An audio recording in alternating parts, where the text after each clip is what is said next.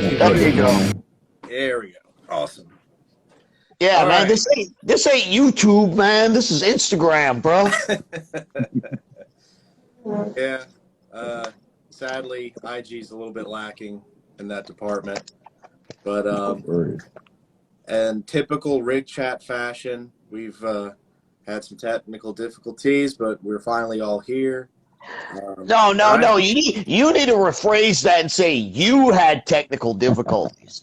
I was ready half an hour ago. Sammy, the consummate professional, was ready to go, and sadly, I was sandbagging us a little bit. I was trying to get this stupid little lav mic to work, but it did not want to sync up with my phone. Regardless, adapt and overcome. You know, I'm never going to stop busting your balls about this. You know that, right? I wouldn't want you to. Good. Well, that I'll take pleasure in that. All right. All right. So, guys, everybody, this is the official start of this panel discussion, and thank you everyone for tuning in. Thank you for my guests. For those that are somehow unaware, first off, Ryan Vickers, Rigs of Death Metal, and then we also have Sammy Duet of Goatwhore, Kyle Rasmussen of Vitriol, and Charles Hedger of Mayhem. And guys, thank you all for taking the time to be here. Normally this is a little bit more casual, laid back, just kind of hang out, chill conversation. So given the nature of the format today, we'll kind of try to do like a kind of a clockwise rotation, I guess, answering some of these questions. Some of them stuff I've come up with, some of it is fan submitted, and I believe we're also a little bit on a little bit of a time schedule, so we'll try to keep this somewhat punctual. But that being said, how's everybody doing today? I am doing fantastic. You caught me on a really good day. I went to see Judas Priest last night in Baton Rouge, Louisiana. As you can see, I'm still in the motel. So we're going to stay here with the free Wi-Fi until they tell me to get the fuck out of here. Hell yeah. So, yeah, everything is going great. Awesome. You, Kyle? Oh, I'm good, man. I'm parked at Whole Foods in Milwaukee, Wisconsin, enjoying the beautiful snow. Yeah, it's cool, man. Played Chicago, played Reggie's last night, which is one of my favorite venues in the country to play. Yeah, shit's going good, man. Awesome. And finally, Charles, how about you, man? You doing all right? Yeah, I'm okay. We just got back from Brazil a few days ago, and so it's like a rare couple of days at home. It's been, as you know, from the last time we spoke, it's been pretty much non-stop this year. So I'm good. Rather be busy than bored. Fantastic. All right, guys. Well, without further ado, let's get right into our talking points here. First off is kind of your standard, and we might have actually gone over this in some of our individual interviews, but it seemed like a pretty good start here. What's the band or bands that got you guys started down the whole path of extreme music? Well, I guess we'll go clockwise, you said? Yeah. All right, well, as I said, I went to see Judas Priest last night, and I would have to say that Judas Priest was the band that got me into what I am doing nowadays, because I remember when I was a kid, the MTV had just came on, and they were playing the Heading Out to the Highway video, like, constantly. Like, every hour, they'd play it at least once, and I remember seeing KK Downing, even though he's not in the band anymore. KK Downing with the long blonde hair and the black leather with the studs and spikes with the big red Gibson V. And I was like, that's my dude right there. That guy, something about that guy has got something going on. And ever since then, that has always been my inspiration. They kind of led me down this whole wormhole of extreme music, you know, because I'd never really heard or seen anything much like that before. You know, you had the guys in the black leather and the studs, the crazy guitars and shit. And I was like, that is fucking amazing, and this is where I need to go. And that just kind of snowballed my whole thing into more and more crazier leather and spikes, crazy pointy guitars, heavy metal, you know? Oh, yeah. So, Judas Priest. Good answer. Kyle, how about you, man? Uh, I'm not unique here. Metallica was definitely the kill 'em all was the beginning for me. I mean, hearing Four Horsemen was a very pivotal point in my life. That really got me whet the appetite for fast, aggressive music. And then when I heard Slayer and they brought in more of the philosophical and aesthetic elements that I found really intriguing, that's when that they set me on my, like many people I'm sure, set me on my path to like extreme black and death metal. Oh, yeah. And Charles? I did everything backwards really. I started off with bands like Emperor and Slave. I didn't really know what it was, you know. I just knew it did something to me when I was around. I was maybe 14, something like that, and I heard these bands, and yeah, it just got me somehow. And I was also into, you know, Metallica and Motorhead around the same time. And I don't know, there's just something about the ability of the music to tell stories in a way that, you know, middle of the road rock and pop couldn't quite hit the same resonance with me somehow. With not just the themes, but the atmosphere of the whole thing. I think is what got me. And I just knew somehow that's where I was, you know, and that's where I was going to end up being. So, yeah. Oh, yeah. Well, and pretty much already, I think I have a very strong idea of what Sammy's answer will be with this, but what was the last band that you heard or saw live that reminded you of why you're doing this? Whether it's an old band that you grew up with, or, you know, maybe some new talent coming out that just kind of...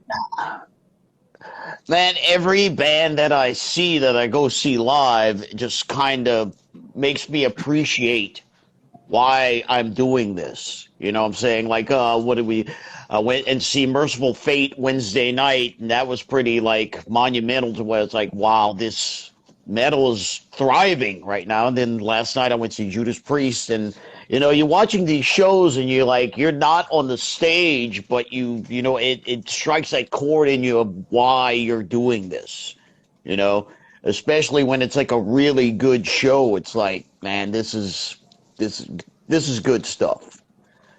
Yeah. But you know, it's always at a live show. I always kind of think about that in the back of my head of, you know, this is why I'm here, you know.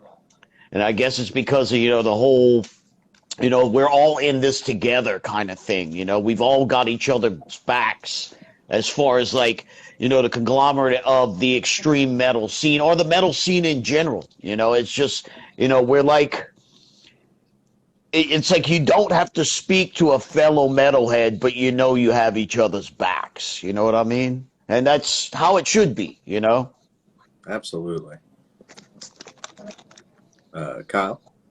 For me, I would say the last show that I felt really renewing to me was when we were in Europe before COVID. We had a day off, and I was able to go to this fest in a small town in Germany where a band called Darken Nocturne Slaughter Cult played, a German black metal band that I'm a big fan of, and that was definitely a recentering experience for me watching that performance, because there's a kind of depth of sincerity and devotion to that performance that was, I don't know how to describe it, but yeah, it's easy to when you get caught up in trying to do this as a job, you know, it can become harder and harder as the days go on to keep that focus as vibrant and at the forefront of your mind as possible. So when you get to see shows like that, I'm very grateful for it. Yeah, I would say that would be it. Awesome. Sorry, I'm still not even halfway through this thing, so hang in there with me, guys. All good. Charles? Yeah, I mean, this year I've been kind of fortunate because I've got to see a lot of bands, and I can't really articulate it better than the other guys in terms of the importance of remembering to kind of be a fan, remembering to, you do this as a job, you do it as a living, you do it every day, and it's really important sometimes to be recentered and to be just reminded why you're here in the first place, what you love about it, and what it does to you, emotionally, spiritually. And so this year has been a really good opportunity for me to do that very many times. Priest, Merciful Fate. But the most recent was Cannibal Corpse, actually, at forget which festival it was. It was about a month and a half ago. Anyway, watching those guys just be so unbelievably good live, just so spot on, so perfect. And to hear music that I was listening to when I was a teenager and just starting to form this connection with this kind of music. And I'd somehow never seen them live before. And so for me, that was that was a very much a powerful moment to bring me right back to the beginning and to remind me how lucky I am to be not still a fan, but also involved in the process, and hopefully affecting other people the way I've been affected through my life by this kind of music. Oh, yeah. And now they have Eric's energy on stage with them. So, yeah. I'm a huge Pat fan. I mean, so I think it's, obviously a tragedy for everyone involved that he's not. But yeah, that's about as bright of a silver lining as you can find. If you ever want to feel bad, just watch that guy. It's nuts. He's so good. So good. Yeah, insane. Yeah, I'll try to keep Danzig too. Danzig at Psycho. That was very, very sick. Oh, awesome. That was fantastic, wasn't it, Carl? Yeah, and I talked to our A&R guy at Century. I was talking about it. He's like, man, Danzig doesn't warm up. Like, what do you mean? He's like, that first note he hits on stage is the first note he hits that day. That's it. It's insane. No warm-ups, nothing. He just grabs the mic and just fucking gets in there. He sounded unbelievable. Just always on. That's awesome. Yeah. And I'll keep my side of things to a minimum because no one's here for me anyway. But I will add Rattan coming into Corpse. As big of a Pat fan as I am, dude was just feeding me shots whenever I got to meet him. Rattan coming into the band was definitely a breath of fresh air. It's probably my favorite album from them in a while, for sure. But this is energy, man. His energy brings something so physical and aggressive to the live show. Definitely. Sets it over the top now. Yeah, he's a maniac. Let me see. So, what was the actual first instrument you ever got your hands on? Whether it's an old beater acoustic or a copy of a more well-renowned guitar? The first guitar I got my hands on was my uncle had this Electra. I'm sorry, and it was like one of those 335 Gibson rip-off things. And I was a little kid. I was young, like maybe 10 years old or something. And the thing was bigger than I was, you know what I'm saying? So I had a hard time kind of trying to learn on it. So that was like my first instrument that I ever got. Like my dad had bought it from him because he was just not playing it, and I wanted it because every time I'd go over to my grandma's house where my uncle was living, I would just open the case and just start fucking with it, you know? And then finally, my dad was like, all right, we're going to buy this from him. And I got it. And Needless to say, I didn't get much learned on it because it was just like, trying to physically play it and couldn't play it. But that was my first guitar. It was just a wreck, man. Yeah. How about you, Kyle? I had a pretty good one. My stepdad, I was fortunate enough, my mom kind of robbed the cradle, so I had a pretty young stepdad, and he was into, was a Bay Area thrash guy, and he had this dinky, this Jackson dinky, an Erie Guess finished dinky with, Floyd on it. Oh, wow. And I thought this thing was so it was an alien contraption to me. I had no idea how, it was so beyond intimidated by it. And for some reason, I thought I wasn't even able to touch it. I don't think he ever even told me I couldn't, but I think that was forbidden. So I'd sneak in his room, and I put that thing on my lap. I thought the tremolo arm was a picking guide. So I thought you held the tremolo arm and used it to pick the strings. So I would just sit there and be like, man, one of these days, man, I'm gonna know how to fucking make stuff happen with this. Still working on it.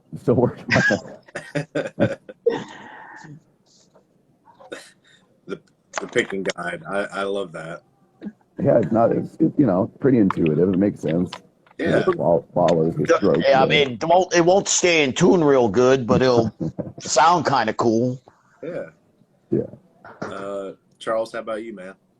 For me, it was some beat up old classical that was thinking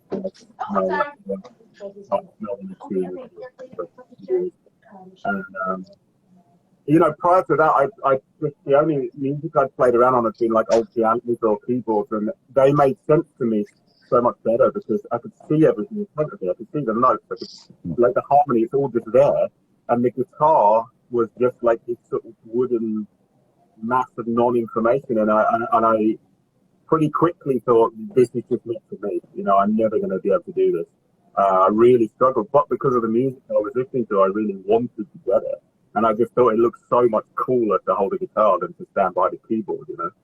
So I fought against it for a long time. But I really believe that having bad instruments is a fantastic way to force sort of self-discipline into your musicianship, because you have to fight against them all the time. So when you finally get your hands on something decent, you respect it that much more than if you've never had to fight your way around, an acoustic that won't stay in tune, the action was, an inch off the fretboard. So I think in many ways it was a really nice grounding for me, because after that point, everything felt easy, or comparatively so, and comfortable and enjoyable, So then the first guitar I got for myself was a BC Rich Warlock, like the cheapest possible, lowest grade version of it. Me too. That $150 Warlock was my first one. Yeah, exactly. Because I've seen Sepultura play, like a video of Sepultura playing at Donington, and Max was using one of those. I did that. Yeah, heroic. I remember how desperately I wanted a Warlock, the Kerry King tribal Warlock that they had at Sam Goody or FYE, whatever there was at the time. Just in a plastic box, leaned up against the wall, and I was like, I thought it was the coolest thing ever. And my first guitar wound up being a Squier Strat, which I love and still have, and love dearly. But I remember at the time feeling just a slight little tinge of disappointment that it wasn't the pointy tribal Warlock. But in hindsight, it worked out just fine. Yeah. You could always slap some cardboard points on that thing. Knot it out, yeah. Put a carbon fiber body kit on it. Yeah. I mean, didn't Jerry Only from the Misfits do that to his Rickenbacker, and the Misfits glued a bunch of pieces of plywood to it and cut out a bunch of points on it and shit? It's pretty fucking sick, man. It would not surprise me in the slightest. That's awesome. I agree. I just say I agree with Charles there. I think that coming up on a shitty. It's like kind of jogging with a weighted vest on, you know. In terms of musicianship, it kind of teaches you the value of a dollar, so to speak. You know, it kind of helps you identify. If you know what's bad, what makes a guitar bad, you'll have a much more intimate understanding of what makes a guitar good.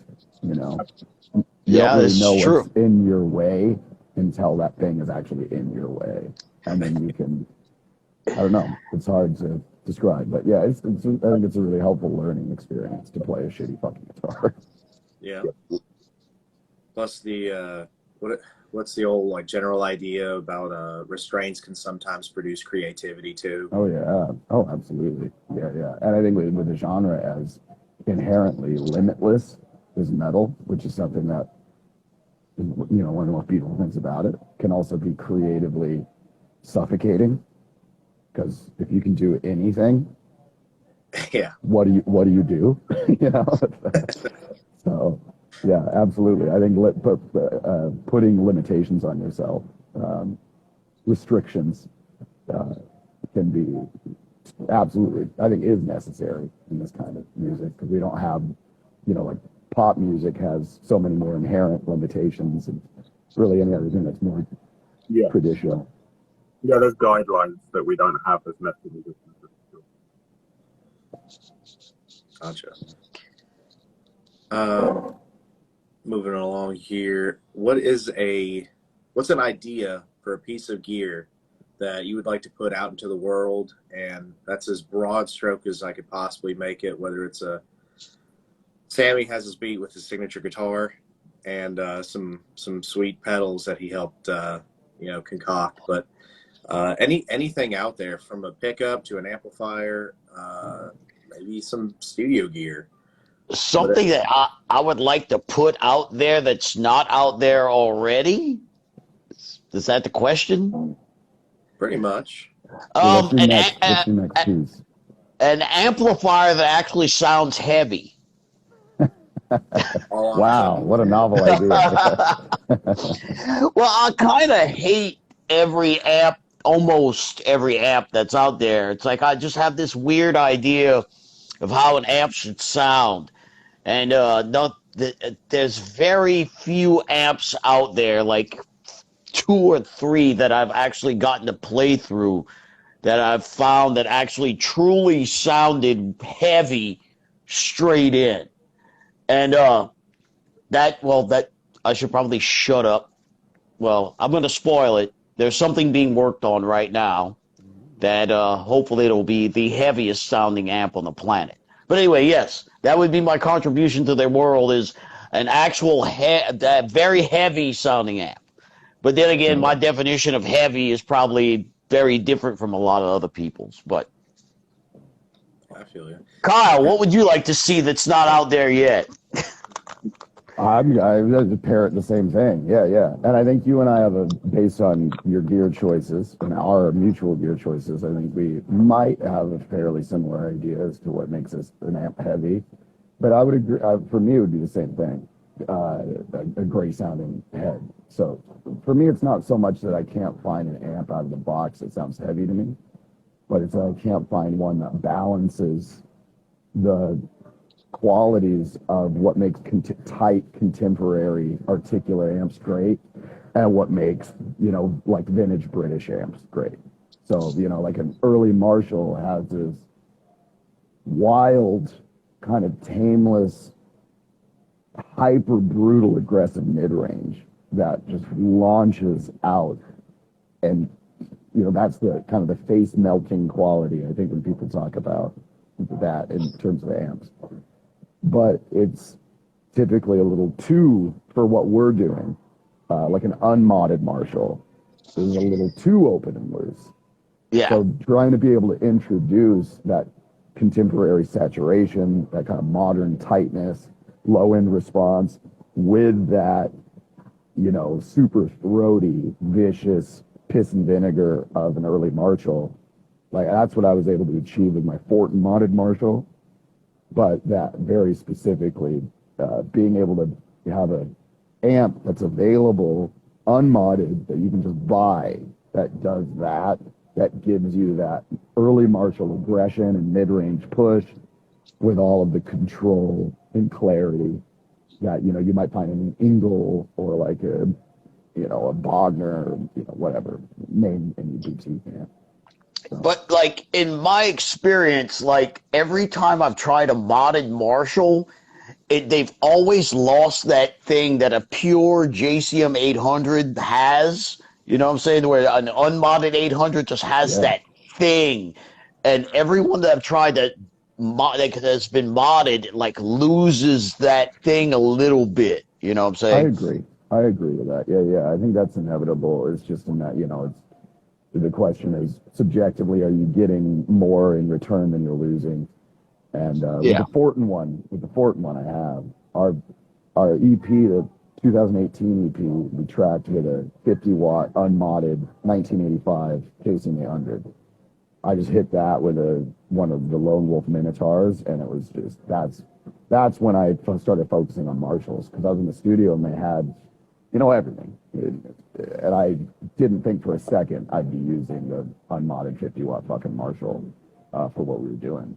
And as soon as I started hammering through that thing, I was like, oh, there it is. There's the aggression, you know, because it's with all of that control of those modern amps comes a certain amount of sterility. And with that, it just brought all that life and all the anger and, you know, yeah. Marshalls are cool. Yes. Very cool. How about you, Charles? Gear that we don't have that we need. I quite like a teleportation gate so that I can kind of get off my sofa, walk on stage, do the show, walk back through the teleportation gate to my sofa, and never have to get another 12-hour flight again. You know, like never lose my bag again. You know. But that's kind of for the touring musicians. I guess if we're talking just purely musical gear, I would love a guitar that had some kind of element of AI, so it constantly modified its own tuning, you know, to stay in tune. And you'd be able to code it so that you could flick a switch and change tuning. So you could move to open tuning, you could flip to like drop tuning, you could move the whole thing down a step. And then you wouldn't have to sit around, you know, you wouldn't have to, for a start, you wouldn't have to touch on your guitars with you on tour. And secondly, you wouldn't have to waste time changing guitars in between songs and all the hassle that goes with that and potential problems and so on. So it would be some sort of tuning revolution, you know, like some sort of way that the guitar organically tuned itself. Gibson actually came up with that idea a few years ago, but failed miserably at it. Yeah, technology is not good. Yeah. No, I don't think we're there yet. I think it's going to be another few years before something like that would be feasible. And Charles over here, big brain in it. Sammy and I are like, amps that sound good. Yeah. Heavier sounding amps. Oog make rock. Yeah. Well, I had longer to think about it. So. What was that? I said I had longer to think about it while you guys were talking about amps. Okay, yeah. Oh, well, yeah. It was good. I'm on board. But anyway. I can put $5 toward that portal idea if you need some funding. Be my real idea. I've been talking about that for years. I mean, to be fair, it's usually at the end of a run like this year where we've just been non-stop traveling and it starts to get really like, you know, when you haven't been out for a while, that first plane trip, you get the buzz again. You know, you get that travel buzz. You're like, we're going somewhere. But once you're a few months into doing that every weekend, it's obviously a little bit. Yeah. When you're six time zone changes in, you start hitting the fog. Yeah.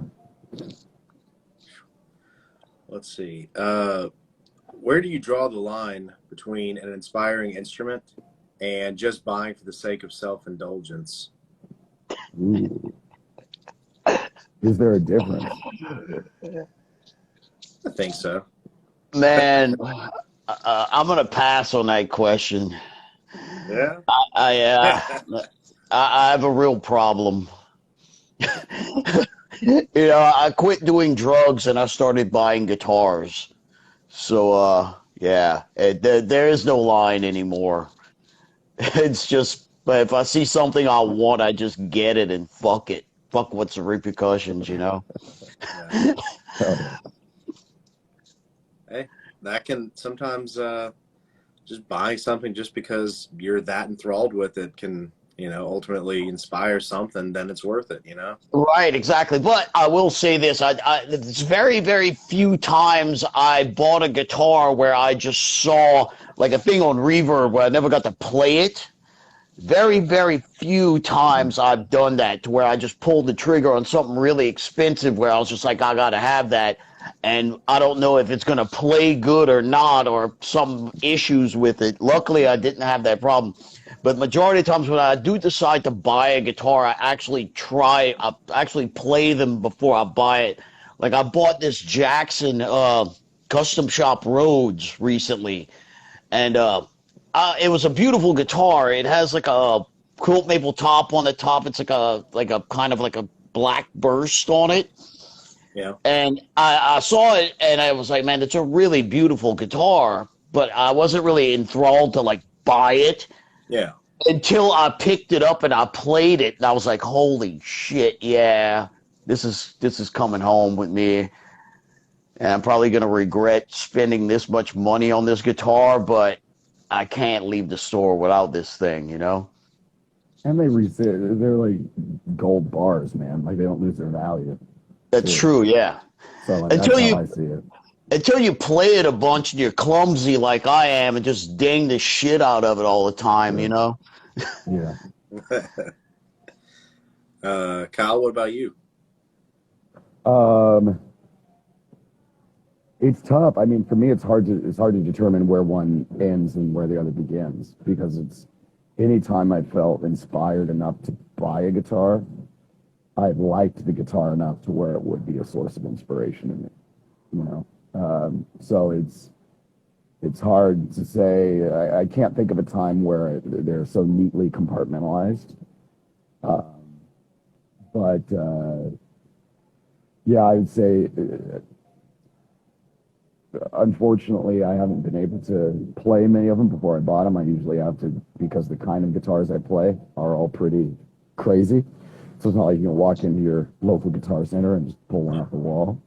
So whenever I'm buying a guitar, it's usually it's a shape. Like I try to narrow it down to like a company or a neck shape that's fairly reliable. But even then, it's a crapshoot. But almost always, it's just a particular finish. Like if anyone that knows my page or my band knows I like the Jackson Warrior a lot. So a lot of my guitars are just different versions of the same guitar, with like different colors and shit like that. So yeah, it's just for me, I justify it by resale value holds so well. Like I've never lost money. I try not to make a bunch of money on them, just to kind of keep the leave a book, take a book kind of thing going. But yeah, I never lose money on them, so I don't sweat it. It, it's safer than keeping money in my savings account, as far as I'm concerned, in an emergency. So, but yeah, I think every guitar I buy provides a at least a brief period of I can't put it down. I got to make something with it. Sure. Charles? Yeah, for me, I've never really been a guitar nerd. Like, I've never been a collector. I've never been passionate about the instrument in that kind of way. For me, it's always been about what I can do with it. And so I totally get what Carl was saying about, you already sort of know if you're inspired by it and you already know that it's going to be something. But for me, the line between pure indulgence and, actual usefulness is very clear because I just simply don't, I never do it for indulgence. It's just not something I'm that interested in. So, it's always a functional thing for me. Guitars have always been a functional tool. But then, of course, once I have them and I get comfortable with them, like at the moment, I'm using a 1001, I think, at ESP. I think that's what the number is. Anyway, I've been using that for so long now, it's become, I've become very attached to it. source of inspiration because I'm so familiar with it. When it's in my hands, I immediately am in a certain state of mind. So that's the kind of thing I look for in instruments, but I really never just go out and look to buy them. I don't browse the catalogs or through second-hand stuff, or even really go to guitar stores. It's just never been a thing for me. It's always been about what it does and how it functions. Gotcha. There are times I'm envious of that, financially, especially. I think Eddie Van Halen said once that he never, like, he just had one guitar that he played all the time. And, like, he had this, like, I forgot how he explained it, but he was like, if you switch guitars, it changes your creativity. So it's like, it's almost like, you know, like changing your right hand, basically, is what he was trying to make the point of. It's like if you just keep playing the same instrument, it's going to be so familiar to you that you can do anything on it that you set your mind to, you know, rather than you have people like me and Kyle that change our guitars like we change our underwear. Yeah. But yeah. Yeah, I mean, I feel like I'm more coming around to that. I mean, it just comes in seasons, but yeah, I think there's something very, like Charles, what you're describing with your relationship with your guitars, kind of bringing together what you said and Sammy said. Is there something kind of totemic about having the same instrument that you're kind of pouring this energy into every night, and that you're cultivating a deeper, intimate knowledge of the guitar? So I think like you start being able to play the guitar. It's like having a bunch of fair weather acquaintances versus like a brother. You know what I mean? And being able to have that level of intimate knowledge and relationship with the guitar, I think is invaluable. And I don't think it's a coincidence necessarily that Eddie Van Halen, even Steve Vai, you know, he's been playing that Evo Jim or fucking whatever for, I don't know, 600 years, 700 years. Right. I don't know. Yeah. Yeah, I guess it's just a matter of when you find the right one, you know, you don't really want to switch. You know what I'm saying? It's like, that's kind of sorry. It's like, yeah, here it is, and I'm done. You know, I mean, it's you could look at all these other pretty things, but you have the perfect one in your hands. You know. Yeah, exactly. And I think that was part of my indulgence is a seeking, right? It's not just it's like when I got most of my collection, it was like the first time I had a decent job in my life. And I, you know, like any responsible person with new money, spent all of it on instruments I don't need. And, but a big part of that was seeking, you know, like trying to find that instrument. And that brought all the elements together that I wanted. You know, I had the same kind of cosmetic relationship when I first saw Warlock when I was a kid. You know, I was like, that thing can kill people. And I know I want my music to kill people. So it just makes sense, right? Like, dress for the job that you want, right? That's what we were all taught. Sure. So, you know, trying to find that marriage. When I got my Demon S, that was kind of, my hunger subsided a lot when I got that guitar. Yeah, I know the feeling. Yeah.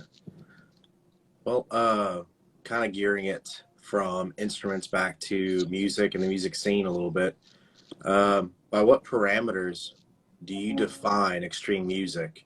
And do you think that some bands should be more accessible, or do you think that it's a kind of a club, like exclusive club sort of thing? Well, by what parameters I judge extreme music? I mean, you know, I guess that all depends on the individual. Because, you know, I mean, everybody here has their different influences and what got them into this, you know, what led us to this path. And as far as what you said as, you know, the exclusivity or the fucking, you know, the private club or the gatekeepers or whether you should let more people know about your music. You know, I am a firm believer that I try to spread the message of Satan to as many people that will listen. This is a plague that needs to be spread upon this earth, and Christianity needs to be destroyed. And as I am not going to be this whole thing to where it's like this is only for us. No, I want it to be across the fucking planet. As many people worshiping Satan as much as possible. And that's the way I think about that answer. You know, there's so many people out there that are living their lives just mundane, just everyday 9 to 5, and that have never been truly free in their life. You know, and you know, there's a lot of people that repress certain urges in themselves that need to be free to be truly happy in this world. You know, and I feel that through the power of Satan, this will free these people. We've got a lot of things to say about Satan. Yes, Satan is, you know. But anyway, yes. As far as the exclusivity and all that stuff, I do not support that. I think everyone should be exposed to as much of this evil as possible. Okay. Kyle? Well, the first question I think is a little more difficult because I think what is like once upon a time Black Sabbath was extreme metal. You know what I mean? So it depends on what the context, the current climate of the music, the era, what is acceptable at the time, what is socially taboo at the time. So it's this kind of this ever-moving goalpost of what extreme is. And we see it in the nature of the music as it's kind of this arms race of extremity. I think there are a lot of ways in which you can be extreme. You can be musically extreme, you can be philosophically extreme, you can be extreme in your performance and lifestyle. So I don't think there's a neat, tidy way to describe, for me to qualify what extreme means. There's just certain avenues of extremity that resonate with me more than others, you know. As far as the exclusivity goes, I think we have I think we're kind of missing, I think a lot of people are missing the mark when we talk about the nature of the exclusivity or the underground nature of this music. I don't think that, how do I put this? I think the fact that it's exclusive is just a fact of the matter. I think a lot of the roads of introspection and the questions that you're willing to ask yourself, the corners of this world that you're willing to look at, that enable you to become attracted to this kind of music,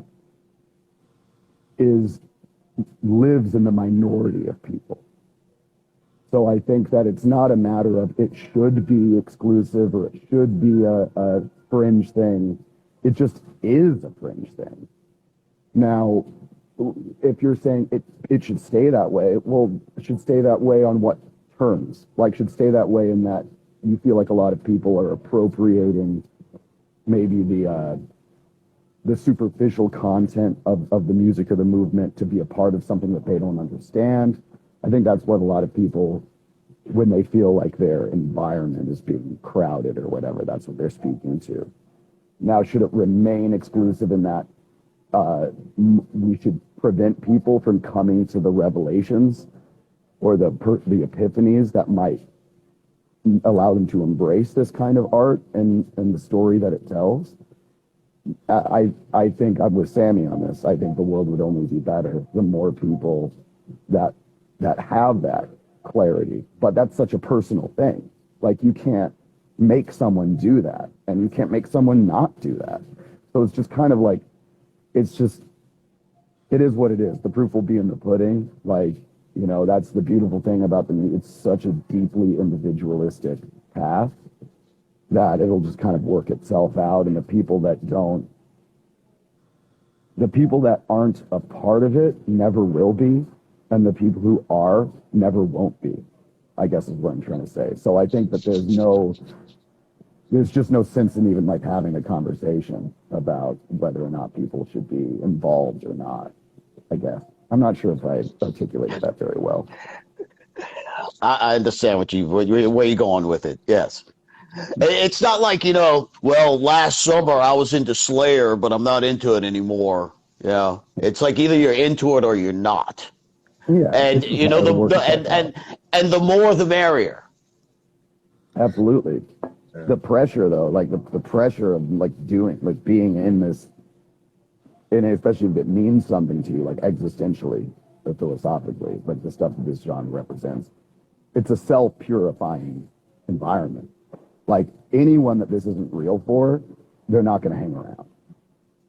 It's that simple. Like it just, you get purged from it.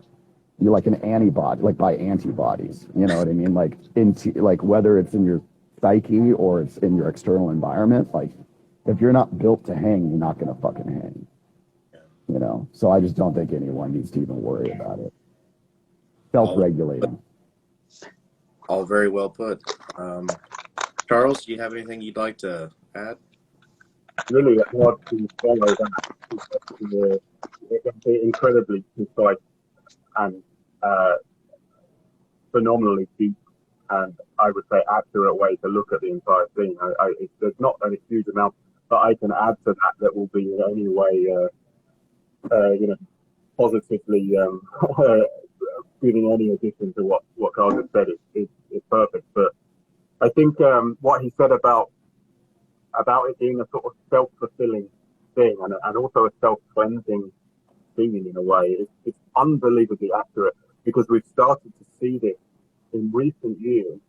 There's been a sort of, I don't want to call it a hipster invasion, but I will call it a hipster invasion of extreme metal. And it's kind of like tourists who, they want to be part of it, but they want it to be a neatly packaged, sanitized version of the thing it is. Which, of course, there's only two possibilities. Either they're going to leave the scene because it's too much for them, or the scene is going to change to accommodate them. And I think that the extreme music, and by the way, extreme music doesn't have to be metal. You know, it can manifest. You can make extreme music with banjos. You know, if you have the right thing to express, or the right, or you're of the right mind or of the right soul. But you know, extreme music is never going to adapt to accommodate people's sensibilities, and so therefore, it's inevitable that those people will come and go, and that the people who are there are almost there by default. Like, where else could you be? You have to be there. You have this inherent thing about yourself that pulls you towards this darker side of psychology or spirituality or, you know, humanity, whatever.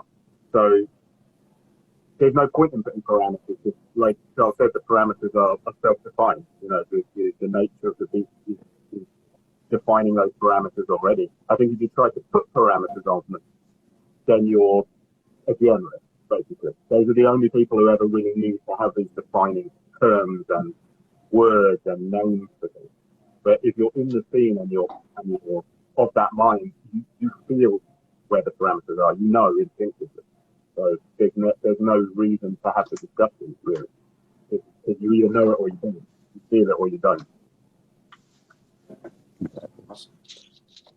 Well, before I got plenty more questions here. Before we move on, Charles, are you still good on time, man? I don't know what's the time. What is it? What's the time? I can't see it. Well, it's 1 o'clock here now. It's been an hour. Yeah, I can do about another 15 minutes. I think. Okay. 10, Well, next talking points, thoughts on the current scene in extreme music, death metal, black metal, what have you. I think it's actually probably in a very long time the biggest that it's been since I could remember, like in a while, which is always good, you know. Like I said, the more people we get to spread our message to, the better, you know. And if there's more cool bands out there and there's more people that are into it, then that's more of a way to express our views to certain people. You know what I'm saying? People that will enjoy it, some people won't, but that's just the way it is. But I think the current scene is very, very thriving at this moment, just like and metal in general. You know what I'm saying? And not just death metal, black metal, thrash metal. This metal in general is very, very thriving right now, which is pretty, it's a good time to be alive. You know what I'm saying? Regardless, well, after the last couple of years that we've all had, it can't get no worse, can it? But anyway, as far as the state of the metal scene, I think it's fucking awesome. As for every genre of metal that's going on right now, it's just like I said, it's just very, very strong. I feel at this point, and it feels like the fans are back, which is, I think that's a big part of it as well. Is that being that you had something that you kind of took for granted that was taken away from you for 2 years. It just seems like it's stronger than it's ever been because now it's like you have live music again, and then that just kind of snowballs into the whole scene of new records coming out and all that, and it's great. It's awesome. Yeah. Oh, Kyle? yeah, I think it's great. I think if we look at any genre of music or artistic creative medium as like a fully enclosed system, we can see, like, let's say metal go through these big seasonal shifts of like creative advancement and retreat, right? So it's like in the early 2000s, I think we had a big rash of experimentation. A lot of bands kind of pushing the boundaries, getting weird. And I think the music through, this is a subjective opinion, but I think through the mid-aughts, late-aughts, especially death metal, while a lot of musical advancement was happening, I think a lot of people observed something was becoming spiritually lost in the music. And I think this happens with a lot of ambitious creativity. You can kind of, it's just kind of, when you're playing with fire, you're going to sometimes get a little too far away from home base. And I think that metal's answer to this is always collapsing back into like embracing tradition. And I think right now we're kind of seeing that, we have that big wave of old school death metal revival. We have a lot of second wave black metal revival stuff happening right now. And a lot of people bemoan this as being rehashed, but it's like, I think that's true, but why is it being rehashed? And could that be a good thing?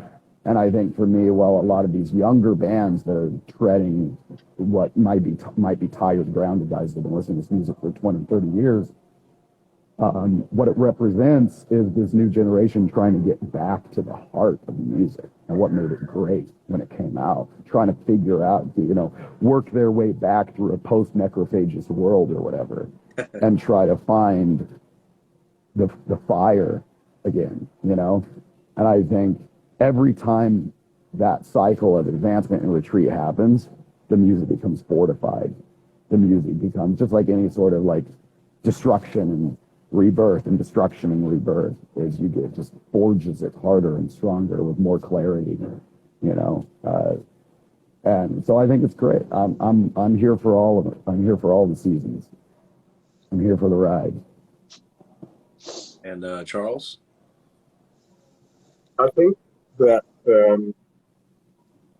one thing that Sammy said, that it's a great time to be alive. Actually, I would say in many ways it's a fucking awful time to be alive, and that has a lot to do with why we see a resurgence in younger people being drawn towards angry, aggressive, cathartic music, because things are kind of messed up, and alongside it, the cost of living, war, disease, and alongside of all these things, we're seeing huge amounts of government overreach and an increasing awareness of this kind of industrial revolution style them and us, elites just living a totally different existence with a different set of laws, It's always been the case. It's just much more visible now because of things that have happened in the last few years. And I think that must have something to do with the world sort of spiritually shifting towards darker, more aggressive, and more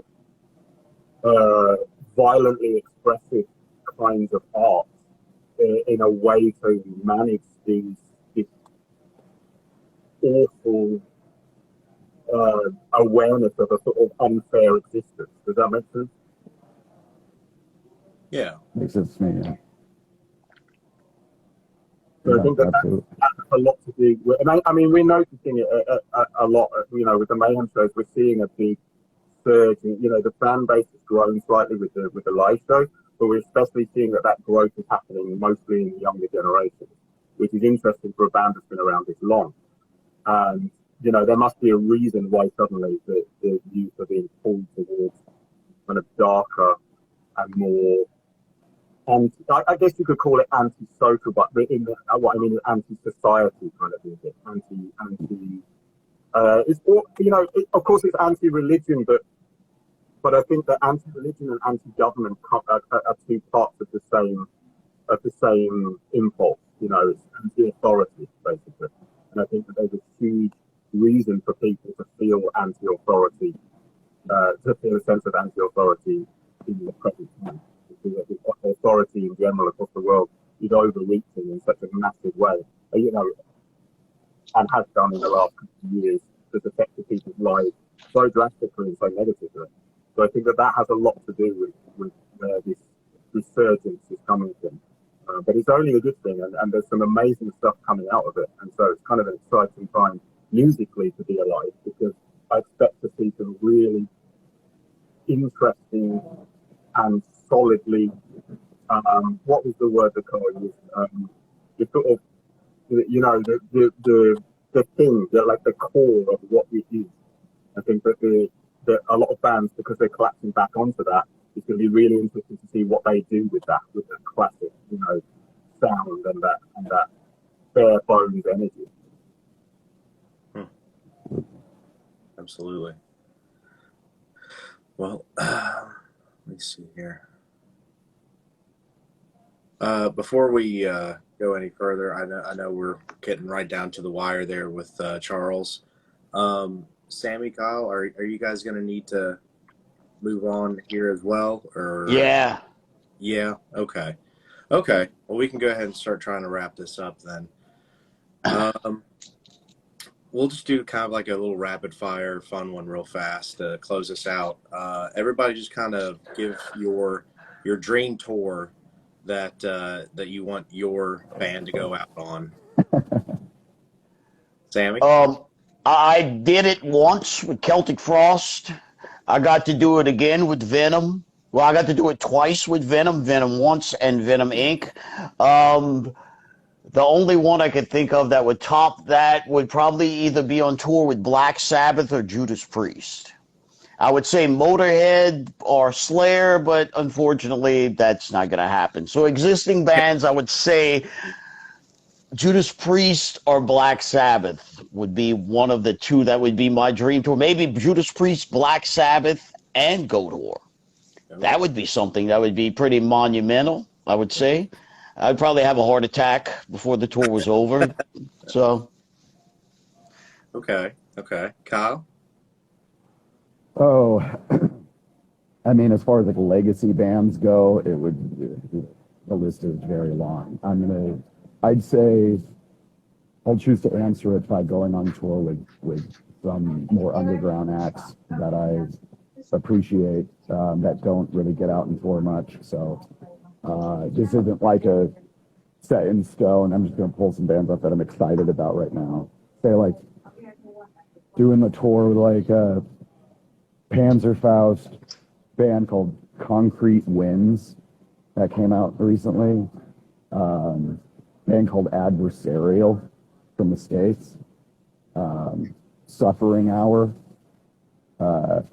Being able to do my dream, I think at some point, is that Vitriol gets to a high enough elevation that we can start doing tours where we bring bands like that out and bring the underground shit that I'm really passionate about for like once a year, and then go do like the bigger, circuit tours. But I'm really excited about the idea of being able to bring the music that I'm most excited about to fans of, show going music.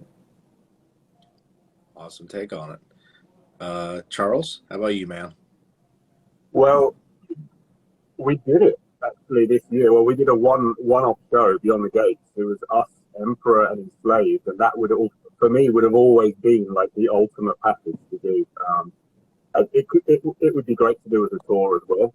But from my point of view, the coolest thing would be to do like a tour with people like Ozzy, Twisted Sister, like all of that, the anthem 80s. The problem with that is that then we'd just be there opening up, sucking the fun out of everyone's evening before the So I love that idea. I don't know how attractive it would be from their point of view, but yeah, for me it would be to do something like that, just to experience that level, that insane level of arena tours. And it's unlikely we're ever going to hit that point, I think, on our own. So we'll see how long this Kali Yuga lasts, man. Who knows? It might be, black and death metal might be the last one standing. It's hard to see it. Yeah, for sure. I wish long before we got to that point anyway, even if we were on that trajectory, we'd find a way to make sure we never hit it. I mean, hey, if they would have told, I'm sure if they would have told, Necro Butcher 20 years ago that there'd be a movie coming out in theaters across the world, he'd tell someone to go fuck themselves. Like, there's no fucking way. So who knows? Yeah, crazy shit. Yeah. What's that? So maybe another 20 years we can be looking at some big countries. Well, guys, thank you so much. This has been fun and insightful, and thank you everybody for tuning in. And I'll have to hit you guys up again sometime. Maybe more one-on-one stuff. For sure. Anytime. I always love chatting about metal. Yeah. So anytime. Absolutely. One of the things I like talking about. Yeah. Me too. All right. Charles, good seeing you. Yeah, Kyle, I will see you in like a week or two. And Yes, sir. I got to get out of here. They're kicking me out of this hotel. So, Charles, it's nice and formally meeting you. So, all right. Yeah. See y'all soon. All right, guys. See you later. Thanks again. See ya.